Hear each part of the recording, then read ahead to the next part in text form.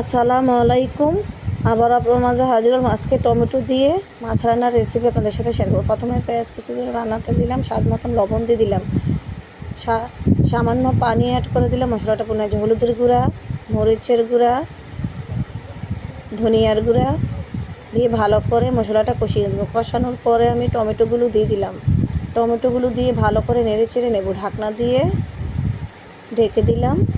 ঢাকনা খুলে আমি 2-3টা জলপাই দিয়ে দিলাম স্বাদের জন্য। জলপাই দিয়ে আবারও ভালো করে নেড়ে চেড়ে নেব। কাঁচামরিচ দিয়ে দিলাম ফেভারিটের জন্য। মাছগুলো দিয়ে দিলাম। মাছগুলো দিয়ে আবারও ভালো করে নেড়ে চেড়ে কষিয়ে নেব। কষানোর পরে আমি পানি অ্যাড করে দিলাম, আবারও নেড়ে চেড়ে দিলাম। আমি এই তরকারিটা ঝোল ঝোল করে রাখবো। ধনেপাতা দিয়ে দিলাম। ধনেপাতা দিয়ে আবারও হালকা হাতে নেড়ে দিলাম।